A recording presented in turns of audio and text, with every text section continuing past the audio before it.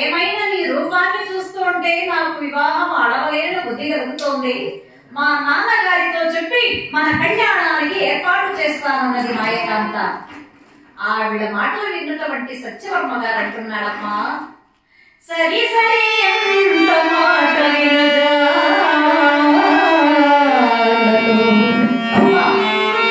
సరి సరి ఎంత మాట వినజాలను నీ విటుల పరద పాడి తరుణిరో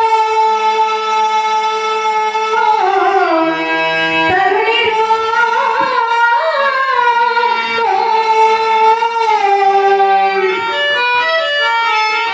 నీదు వాంఛితమే ధర్మము తప్పు చరించనే మౌని వరుణ్ణుని ఆజ్ఞ మీరా నా పరువు ప్రతిష్టలు భగ్నముగానే ఎంచి చూడగా అమ్మరో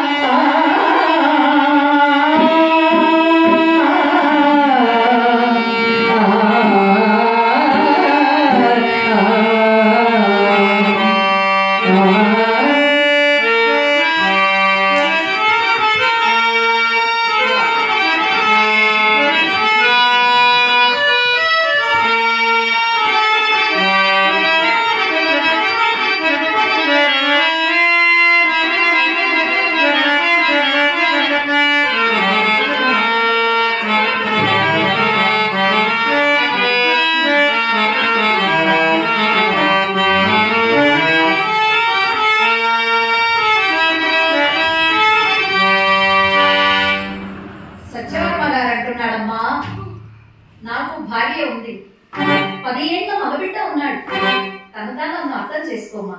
నీ అన్నలాంటి వాడిని, నీ తండ్రి లాంటి అతీక ప్రసంగం అనవసరం. ఓ సత్యవర్మ, నేను వివాహం చేసుకుంటానన్నాను, అంతే జరిగిపోవాల్సిందే అని సత్యవర్మకు దగ్గరగా చేరి నిలబడింది. ఆమెను తప్పించుకొని పరుగు తీస్తున్నాడు మహారాజు సత్యవర్మ గారు.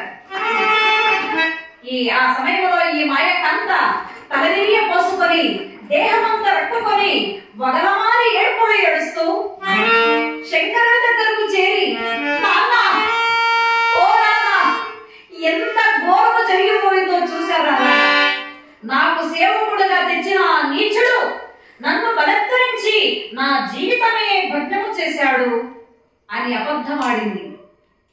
ఆ మాటలు విన్నటువంటి ఈ మాయాశంకరుడు ఈ సత్యవర్మ గారిని తన రాజ్యములో అవమానం చేయాలని యోచించి చేతులకు వేడీలు తగిలించి ధర్మపురి రాజ్యానికి చేర్చారు. ప్రజలంతా కూడా ఆ సభలో ఉన్నారు. తాను నేరము చేయకపోయినా అపరాధిగా బంధితుడై సభలో తలవంచుకు నిలబడ్డాడు. ఇతనికి శిక్ష విధించవలసిందే అన్నాడు మాయాశంకరుడు. ఒక కన్య జీవితాన్ని భగ్నము చేశాడు కనుక ఈ మూర్ఖునికి ఏ శిక్ష విధించాలో న్యాయస్థానమే నిర్ణయించమన్నారు. పెద్దలంతా కూడా శిక్ష నిర్ణయించారు. ఏమిటి? ఒక కన్య జీవితాన్ని భగ్నము చేశాడు కనుక ఇతనికి ఉరి శిక్ష తప్పదని నిర్ణయించారు.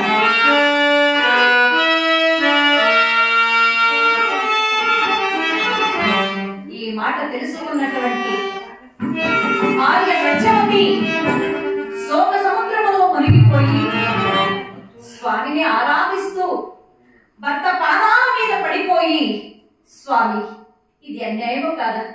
ఏ పాపమో ఎరుగని నా భర్తకు ఉరి శిక్ష. శంకర, నీకైనా జాలి లేదా స్వామి?